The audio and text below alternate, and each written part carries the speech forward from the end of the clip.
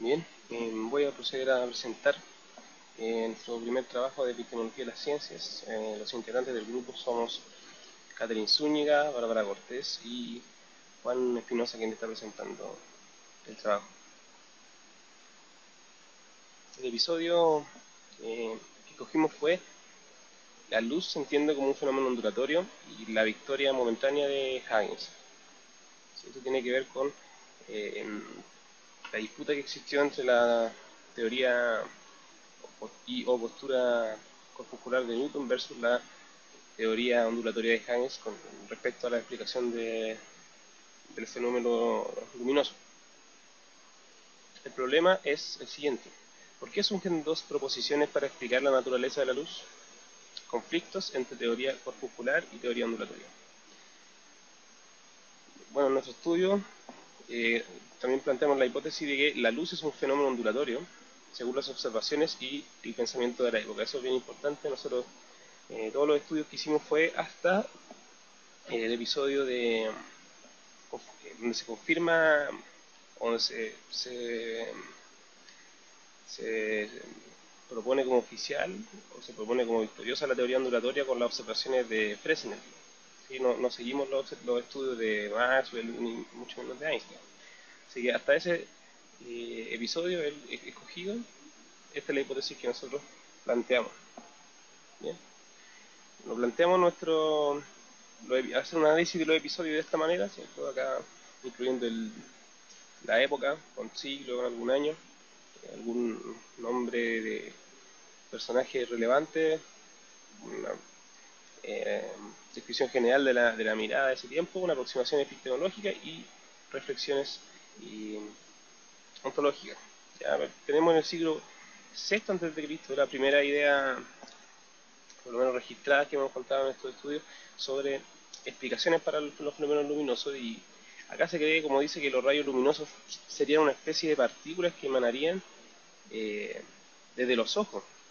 Estas impactarían en los objetos y luego de ser reflejadas nos traerían información a los ojos nuevamente y podríamos entender los objetos. Una aproximación epistemológica es que todos los fenómenos estudiados, toda la naturaleza giraba en torno al ser humano. El ser humano, era el centro de todo estudio y de toda observación. ¿Sí? Y algunas reflexiones ontológicas, tenemos alguna idea que, según lo estudiado, a cada idea le estamos asociando un referente natural. La idea que vemos es el rayo luminoso o partícula, y su referente natural es un objeto. Y lo que acá se está buscando también, el vuelco que aparece, es que comienzan a darse explicaciones apartadas de las deidades, ya solamente en este momento aplicadas a la razón, ya basadas principalmente en la razón, que vamos a ver más adelante cambia un poco y se apoya un poco más, si bien se elaboran las teorías en base a razonamientos, pero siempre van a comenzar más adelante a ser comprobadas con la experimentación, cosa que no ocurre en este periodo. El siguiente episodio sería el siglo V, con Platón y Aristóteles, y aquí veíamos que sería una mirada bien parecida, ¿sí? Pero que en esta etapa ya se habría un avance. Se creería que estos rayos emergerían desde los objetos, ya no sería tanto de los ojos como se pensaba anteriormente, y también aparece alguna idea de oscilaciones, de vibraciones. Aristóteles plantea también la idea de que son vibraciones, ¿cierto?, que emanarían de los objetos, ya no de los ojos como se pensaba anteriormente. Alguna reflexión ontológica es que tenemos nuevamente ideas, la misma anterior, el rayo luminoso, y su referente natural sería un objeto, y bueno, todo como anteriormente se centra en el hombre. Una aproximación epistemológica es que Platón explica que lo central es el individuo, y él se basa en la idea, que es lo que se conoce como realismo, mientras Aristóteles defiende el empirismo.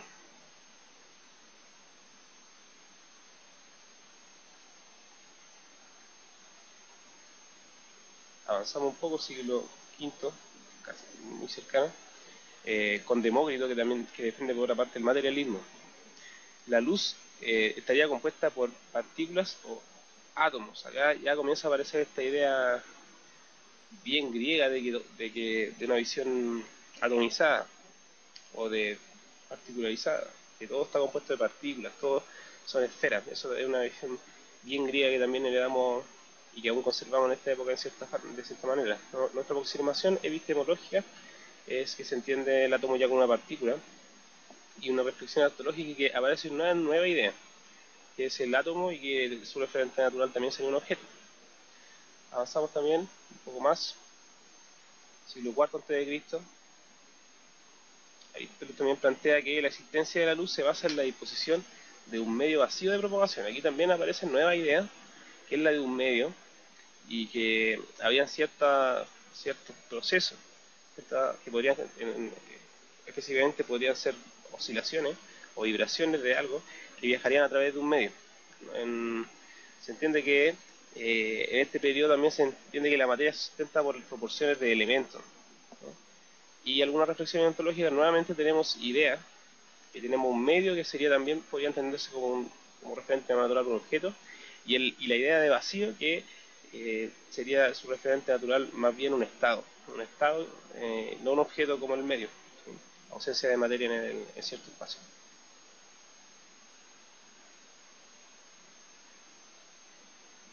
Aquí damos un salto, ¿cierto?, al siglo XVII después de Cristo, y tenemos dos ideas principales. Ya, Newton con su teoría corpuscular, que retoma un poco la idea de Platón, de Aristóteles, de Demócrito, de la partícula, es un poco más robusta, una idea más robusta, y Haynes con su teoría ondulatoria de la luz. Una aproximación epistemológica es que comienzan las primeras teorías basadas en los experimentos. Acá se produce un quiebre muy interesante que es importante destacar, que si bien las teorías siguen ocupando fuertemente la razón, para ser aceptada, o lo que determina su aceptación o negación, es su comprobación experimental o práctica. Aquí comienza también una argumentación de la teoría corpuscular y ya hay un desarrollo de matemáticas. Aquí ya se comienzan a usar fuertemente las matemáticas para apoyar ideas y teorías científicas. Y reflexión ontológica, bueno, acá el hombre ya empieza a perder su importancia, su posición central en el universo y en el estudio de la naturaleza. Y la idea es que encontramos el éter, ¿sí?, que sería también el éter luminífero específicamente, que sería este material que envolvería toda la naturaleza, ¿cierto?, que sería una referente natural, sería el objeto. La idea de onda también, que sería, según lo que hemos estudiado, sería más bien un proceso. Si entendemos la onda como una transferencia de energía, no sería un objeto, sino un proceso. Y la idea también de propagación rectilínea, que es fuertemente usada por la defensa de Newton a la teoría corpuscular. Y también lo entendemos con su referente natural correspondiente, que sería proceso.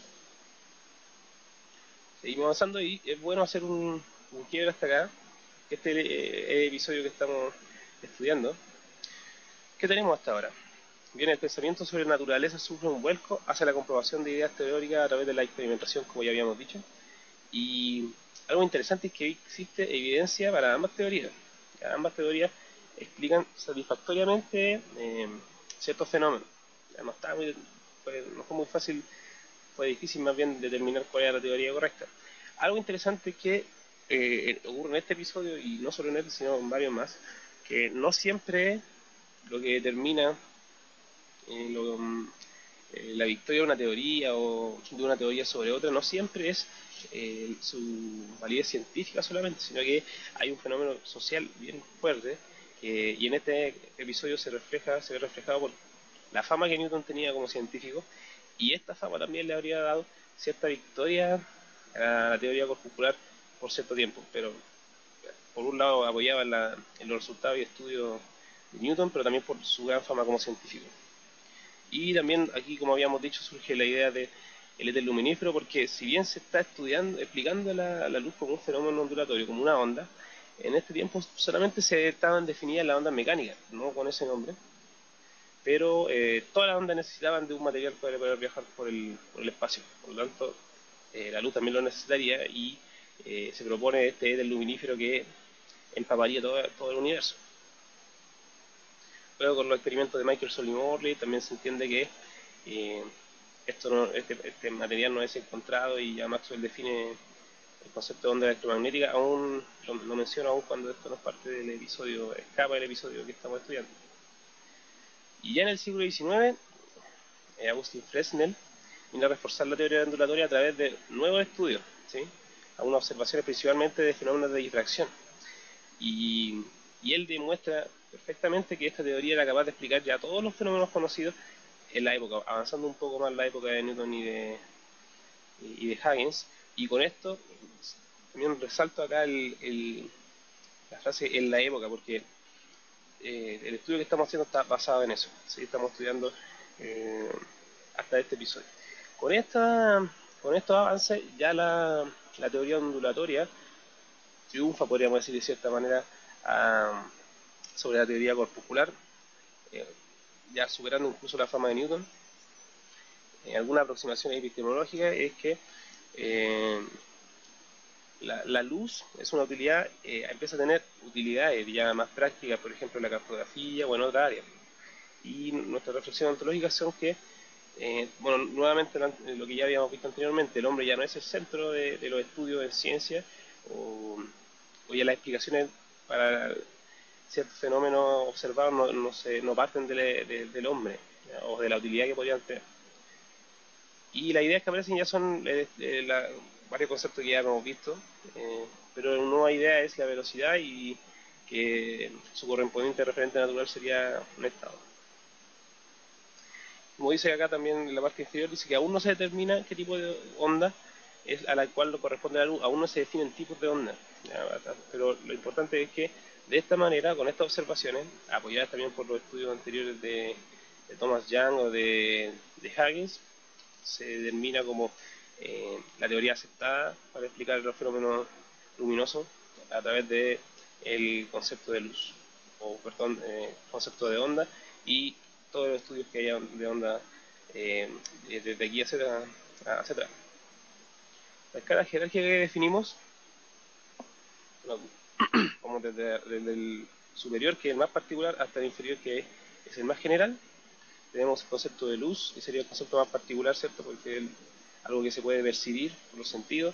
Luego tenemos fenómenos que asociados a la luz, ¿cierto? Un poco más generales. Rayos luminosos, ya sea compuesto de partículas o de vibraciones, ya un poco más general. Estos rayos serían explicados, según el fenómeno que estamos estudiando, el episodio, como una onda.